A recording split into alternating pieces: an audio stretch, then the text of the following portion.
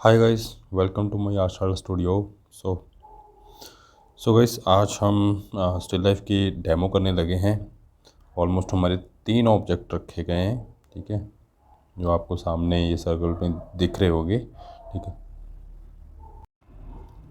सो आगे हम पहले इसकी अच्छे से ड्राइंग करेंगे, प्लेसमेंट देखेंगे, ठीक है, कि उसकी जो भी स्टिल लाइफ की प्लेसमेंट है मेरी शीट पे कहीं कहाँ तक आएगी, उसका मैं आइडिया लगा रहा हूँ पहले। कहाँ तक मेरा ऑब्जेक्ट को एक दूसरे के साथ कंपैरिजन करता हूँ, ठीक है। जैसे मेरा वो रोल पड़ा है, वो टॉयलेट पेपर रोल है, साथ में एक ऑब्जेक्ट है, आगे ग्लास है, तो उनको आपस में मैं कंपैरिजन करता रहता हूँ कि साथ साथ में कि वो कहाँ तक दिख रहा है उसके, है ना, ग्लास कहाँ तक है। तो उस चीज़ से मैं कंपैरिजन करके मेरी जो ऑब्जेक्ट की जो शेप होती है एंड उसका साइज होता है वो एक्यूरेट आ जाता है, ठीक है। तो उसकी अलाइनमेंट बिल्कुल एक्यूरेट आ जाती है।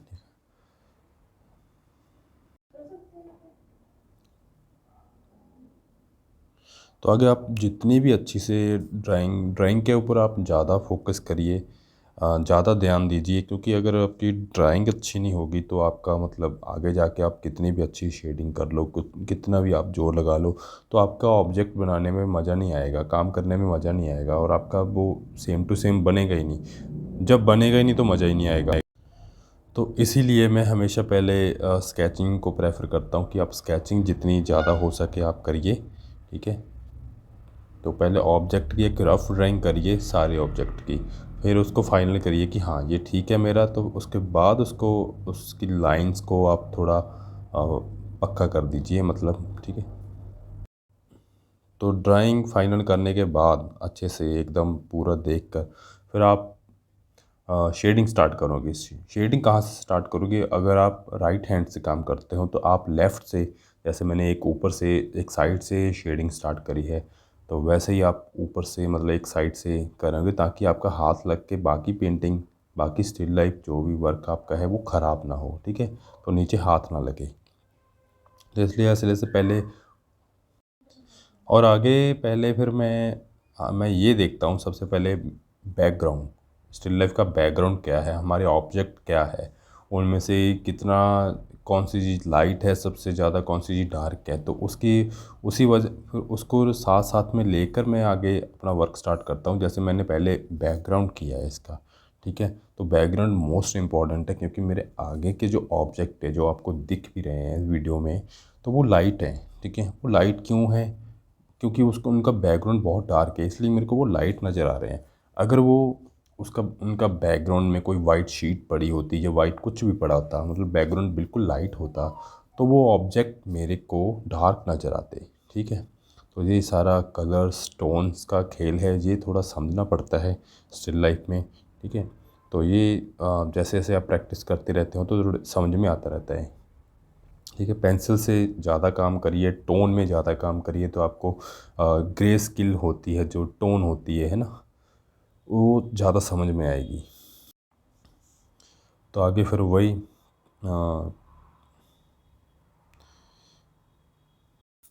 और आपको जैसे कि पता ही है कि एंट्रेंस में आपको टाइम कम मिलता है, ठीक है। तो एक डेढ़ डेढ़ घंटा मिलता है, तो कई बच्चे उसके बीच काम नहीं कंप्लीट कर पाते, ठीक है। अब मैं जो ड्राइंग मैंने स्टिल लाइफ कंप्लीट की है तो ऑलमोस्ट 1 घंटा 5 मिनट या 10 मिनट में की है, ठीक है। तो वो मैं बिल्कुल आराम से बैठ कर की रही है, ऐसे नहीं है कि जल्दी जल्दी मैंने करी है कि बहुत जल्दी में, ठीक है। बट जैसे कि मैंने एक एक चीज़ बहुत सोच समझ कर ड्रॉ की है, शेडिंग बहुत सोच समझ कर की है, तो बहुत सोच समझ कर हर शेडिंग करी है ताकि मेरे को कुछ भी अरेज ना करना पड़े, मेरे को उस चीज़ के बारे में दोबारा ना सोचना पड़े कि इसको सही करूँ, ये गलत होगी। बेसिकली बच्चों का उन चीज़ों में ज़्यादा टाइम जाता है जब वो काम कर लेते हैं, शेडिंग भी स्टार्ट कर लेते हैं, बाद में वो देखते हैं अपनी ड्राइंग को जाके कि यार ये तो गलत होगी, ठीक है। तो इसीलिए तो मैं पहले ही साथ साथ में हर चीज़ चेक करता रहता हूँ ताकि मेरी वो ड्राइंग है जो बिल्कुल एक्यूरेट है, गलत है, गलती हो तो मैं साथ ही साथ निकालता रहता हूँ, ठीक है। बाद में नहीं छोड़ता उस चीज़ को, ताकि मेरा टाइम ना ख़राब हो। साथ ही साथ मैंने ड्राइंग पहले परफेक्ट कर ली अपनी, उसके बाद शेडिंग में कोई कमी नहीं छोड़नी मैंने, साथ ही साथ फाइनल करते जाना कि दूसरी बार उस ऑब्जेक्ट को छेड़ने की ज़रूरत ना पड़े, ठीक है। तो इसलिए ये चीज़ें थोड़ा कंफर्टेबल होके करी जाती है, तो ज़्यादा फिर ऐसे होता है कि काम अच्छे से कंप्लीट भी हो जाता है, ठीक है, और काम सुंदर तो होता ही होता है। और आप जब भी अपनी स्टिल लाइफ अरेंज करते हो, घर पे काम करते हो, कहीं भी करते हो, तो आप थोड़ा सा इंटरेस्टिंग चीज़ें रखें, ठीक है। जिससे आप बनाने में आपको मज़ा आए, आपको अच्छी लगें जो देखने में, तो आपको ज़्यादा मज़ा आएगा स्टिल लाइफ करने में, ठीक है। तो ऐसे नहीं है कि कुछ भी रख लो, वो कुछ भी चीज़ स्टडी करने के लिए ठीक है, एक एक शेप समझने के लिए, बट आप जब फाइनल वर्क कर रहे हो आप, है ना, तो वो आप एक अच्छे से ऑब्जेक्ट, इस अच्छी सी स्टिल लाइफ को अरेंज करो, सुंदर सी क्रिएटिव सी बनाकर। जैसे मैंने वो पेपर को थोड़ा क्रिएटिव तरीके से रखा है, खोल कर उसके ऊपर ग्लास रख दिया, ताकि वो बनाने में थोड़ा इंटरेस्टिंग लगे। एक तो चैलेंजिंग होए, ठीक है, एक चैलेंज मिले, और दूसरा वो जब बनेगा तो वो आपको शायद वो डबल सेटिस्फेक्शन देगा जब बन जाएगा, ठीक है। तो और चैलेंज दे के काम करना चाहिए। और बाकी स्टिल और बाकी जो स्टिल लाइफ है, आप जितनी प्रैक्टिस करोगे आपके लिए ही अच्छी है। ये ज़रूरी नहीं है कि आपने एंट्रेंस के लिए, जो इसने एंट्रेंस की तैयारी करनी है उनके लिए उसी ने इसकी प्रैक्टिस करनी है। जो भी एक आर्टिस्ट है, जो भी अपने काम को अच्छा करना चाहता है, वो सबको ये करनी चाहिए। और दिन में 2 3 4 5 जितने आप कर सकते हो करो, क्योंकि ऑब्जेक्ट स्टडी एक बहुत ही अच्छी स्टडी है, एक शेप्स को समझने के लिए, एक अपनी टोन स्किल को डेवलप करने के लिए, ठीक है।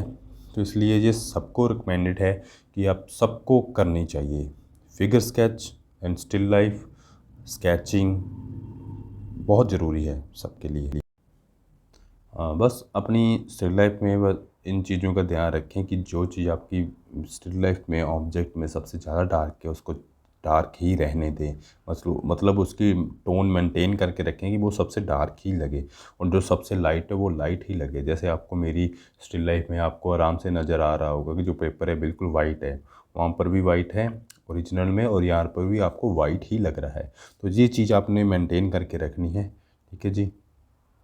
तो बाकी हमारी क्लासेस ऑनलाइन ऑफलाइन दोनों चलती है, और तो जो भी इंटरेस्टेड हो, ऑनलाइन ऑफलाइन दोनों क्लासेस चलती है। जो भी इंटरेस्टेड हो, आप हमारा कॉन्टैक्ट नंबर डिस्क्रिप्शन में है, नीचे भी मैं वीडियो के दे दूँगा, आप हमारे से कॉन्टैक्ट कर सकते हो, ठीक है। चंडीगढ़ में हमारा स्टूडियो है। सो बेसिक से एडवांस लेवल तक हर चीज़ की मैं कोचिंग देता हूँ। आप जो भी सीखना चाहते हो, पोर्ट्रेट सीखना चाहते हो, एंट्रेंस की आप प्रिपरेशन करना चाहते हो, वाटर कलर सीखना चाहते हो, ठीक है, तो सबकी क्लास अवेलेबल है। आप आ सकते हो, सीख सकते हो, ठीक है जी। तो आप हमारे दारशाला चैनल को सब्सक्राइब, लाइक, शेयर, कमेंट सब कर देना, ठीक है। तो आगे जाके और भी अच्छी अच्छी वीडियोस आएंगी, मिलेगी आपको, ठीक है। बहुत कुछ सीखने को मिलेगा, हर चीज़ के ऊपर हम वीडियो बनाने की कोशिश करेंगे। आप कमेंट करना, हमारे को बताना कि आपको आगे क्या चाहिए, ठीक है। कोशिश करेंगे हम लेके आने की उस चीज़ को, ओके। तो thank you so much guys, इतना यहाँ तक वीडियो देखने के लिए। आगे चैनल को सब्सक्राइब कर लेना, आगे बहुत अच्छी अच्छी वीडियोस आने वाली है। और बाकी CUT का एग्ज़ाम जो होता है एंड थ्योरी, BFA की थ्योरी, वो भी हमारे यहाँ पे करवाई जाती है, तो आप कांटेक्ट कर सकते हो। Thank you so much guys.